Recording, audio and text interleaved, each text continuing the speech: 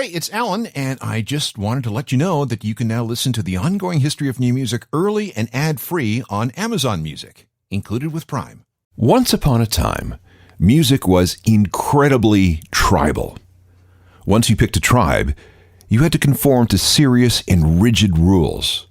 Whatever the prevailing dogma dictated was your reality. Snobbery abounded. For example, in the 70s, 80s, and well into the 90s, rock was divided basically into two camps. On one side were the mainstream rockers, fans of the artists that occupied most of the public's attention. They also got most of the radio airplay, most of the record sales, and sold most of the concert tickets. They were on top of the rock and roll zeitgeist. On the other side were the alternative kids. They were the outsiders, the weirdos, the misfits, and they were quite happy with that position. Alt-rockers were content with their own little musical universe and just really wanted to be left alone. But here's the thing. During this period, these two tribes were actually locked in a Cold War. It was a war of musical ideology, musical outlook, and musical aspirations, and woe to any tribe member who tried to change tribes. You might as well have tried to take a stroll across the DMZ between North and South Korea. Things could be that rigid. And there was more. If you were a mainstream rock fan, you could not admit to your fellow tribe members that you liked music from the other side.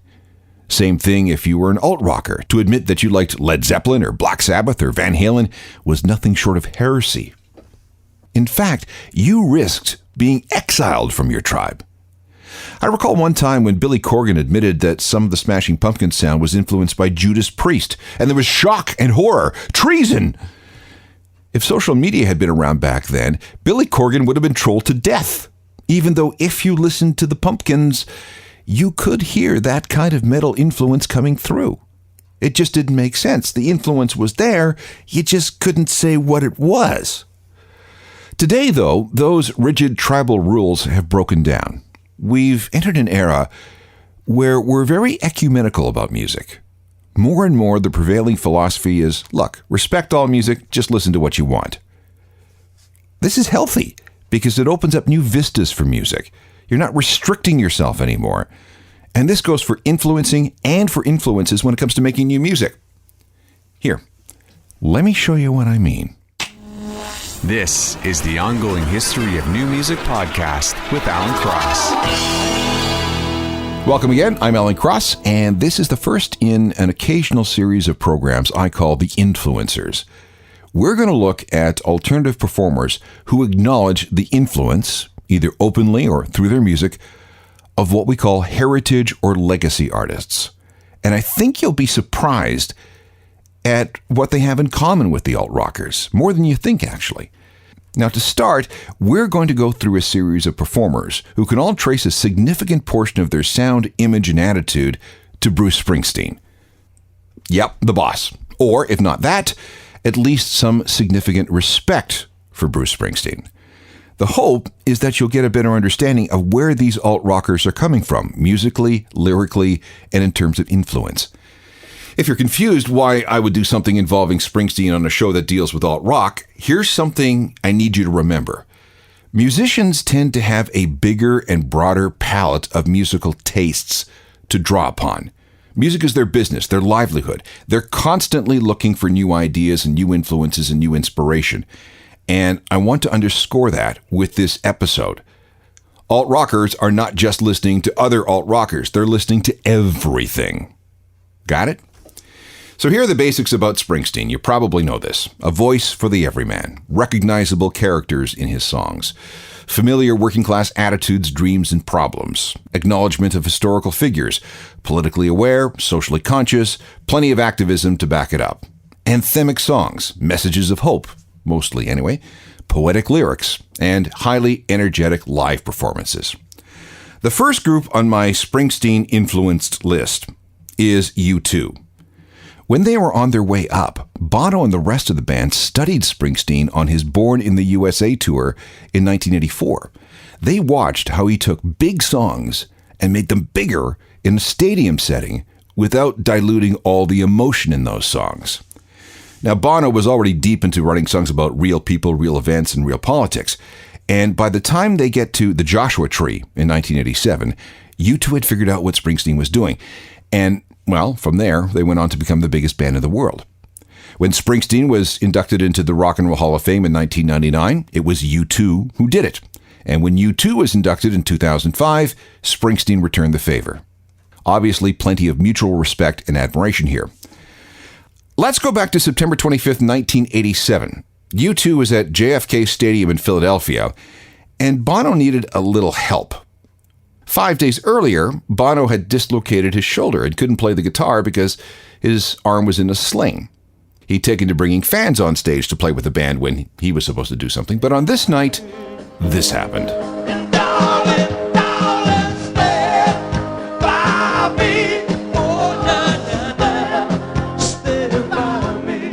U2, obviously influenced by Bruce Springsteen. Next on this list of alt-rock bands that owe something to the boss is Arcade Fire. Let's deconstruct that a little bit. Like Springsteen's E Street Band, Arcade Fire has a lot of members playing a lot of different instruments. Many of their songs are about disillusionment, alienation, and confusion with the modern world. They're not singing about factory workers or some guy who wants to ride out of town on a motorcycle, but the sentiments boil down to essentially the same thing. Left-leaning politics? Check. Concerts that are designed to reach the very back rows of the arena with their grandeur? Check. And mutual admiration? Also check. Here's Arcade Fire at Scotiabank Place in Ottawa on October 4th, 2007, where Bruce showed up on stage to perform Keep the Car Running.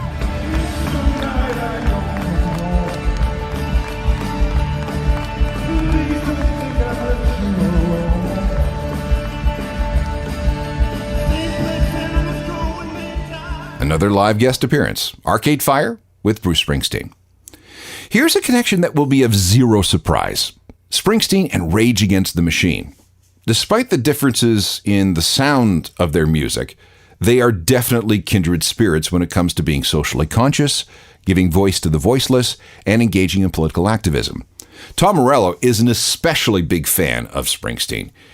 He was taken with the title track of Bruce's 1995 album, The Ghost of Tom Joad. In its original form, it's a quiet folk song that told the story of the main character from the John Steinbeck novel, The Grapes of Wrath. In 1997, Rage released a self-titled video concert album on VHS that included a very loud cover of the song. The first full song on the tape was a studio version of The Ghost of Tom Joad. It was later released as a single and also showed up on the 2000 album Renegades.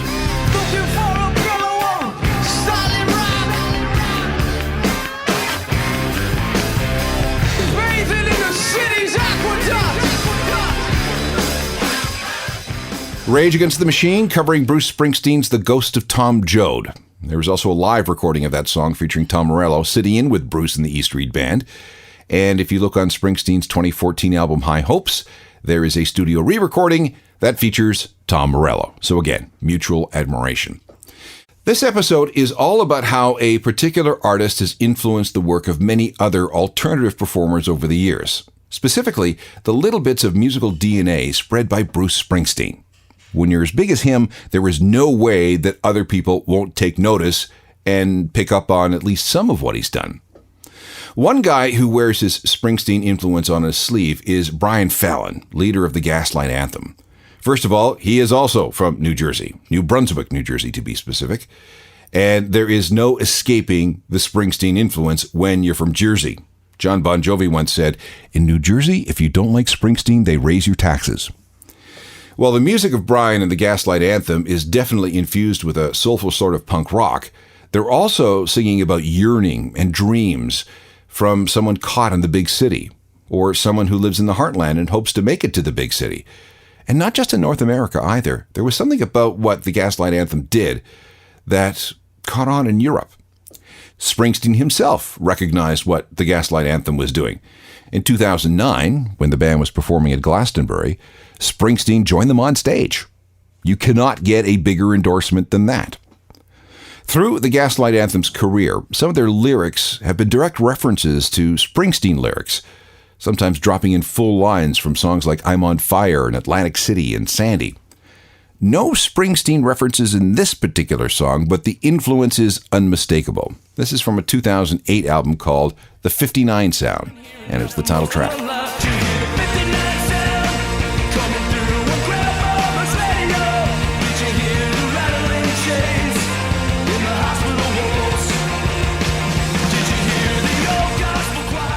Brian Fallon and the Gaslight Anthem, very much in the thrall of Bruce Springsteen.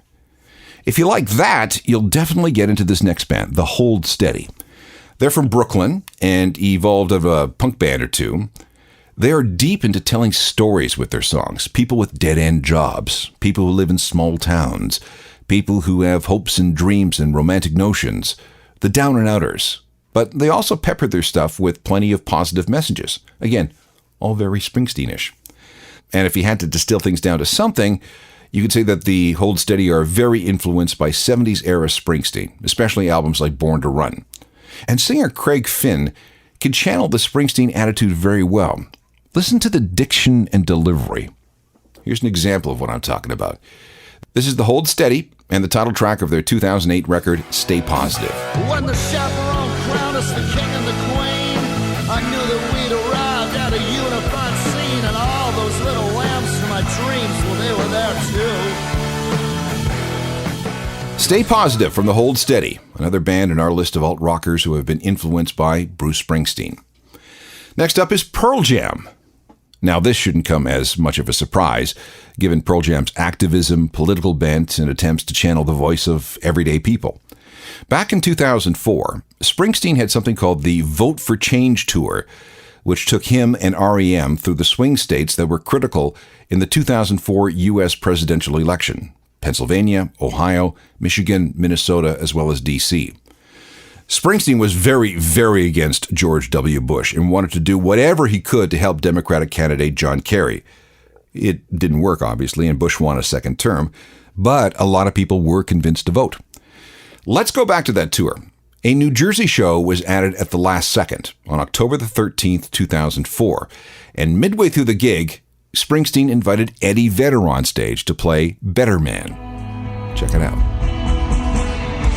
Memories back when she was full and strong, waiting for the world to come along. Eddie Vedder singing with Bruce Springsteen and the E Street Band at a Rock for Change event in New Jersey in 2004.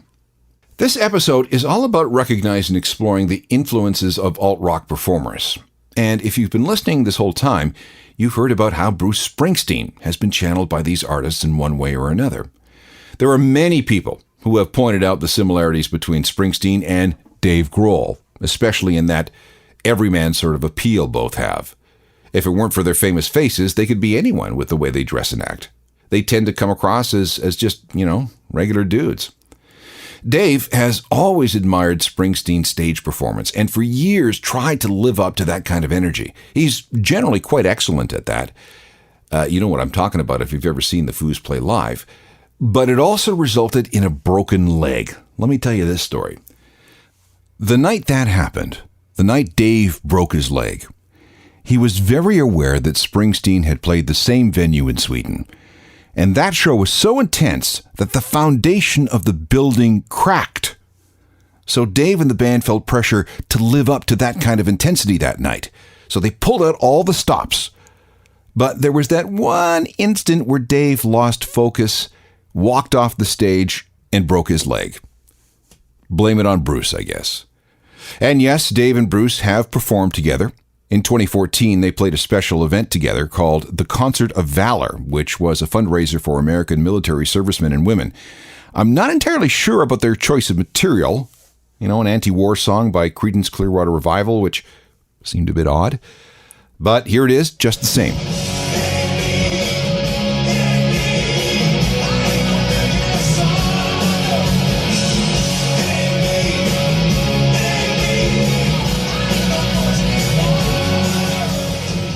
Dave Grohl, Bruce Springsteen, and Zac Brown all playing together in 2014 during a benefit for American military veterans. When it comes to the final alt-rock band with Springsteen-esque influences, you might be a bit surprised by this choice, but hear me out. The band is The Killers, specifically with the Sam's Town album from 2006. Singer Brendan Flowers was totally honest when he said the group went into this album with the idea of making it as Springsteen as possible. That included big songs with things like horn sections and plenty of storytelling. They really did want to make a Springsteen-type album featuring great American rock songs. Unfortunately, Sam's Town didn't really pan out. The reviews weren't great at first, and the band ended up moving in a different direction, which worked out fine, of course. But in the years since Sam's Town has been out, there has been a considerable amount of reevaluation, and the general consensus today is that, yeah, Brandon Flowers was okay with his Springsteen impression, but maybe not do it again. And like so many other artists on this program, the Killers got to perform with the boss. In this case, it was the 2009 Pink Pop Festival in the Netherlands. The Killers played right before Springsteen, and Brandon was brought back on during the E Street Band set to sing Thunder Road.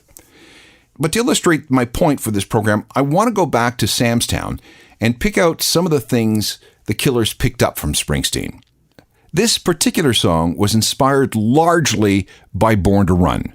You can hear it in the sense of yearning throughout the song.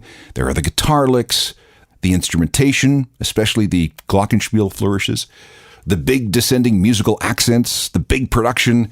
It's all very, very Springsteen-ish. Plus, the band had been listening to a lot of Born to Run and were enamored with the keyboard sounds of that record. The result was a single that was nominated for a Grammy in the category of Best Rock Song. Could not have happened without the boss's influence. And now that you know what to listen for, you may never hear this song the same way again. And sometimes you close your eyes and see the place where you used to live when you were young.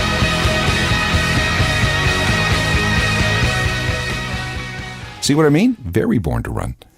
The Killers, with the most Springsteen-sounding song they've ever written. Now, we've covered just a few alternative artists who have incorporated Bruce Springsteen's DNA. We could talk about Kings of Leon, Bright Eyes, Drive-By Truckers, The Waterboys, Counting Crows, Wallflowers, Smithereens, Titus Andronicus, The Lumineers. The list really does go on and on. And remember what I said at the beginning.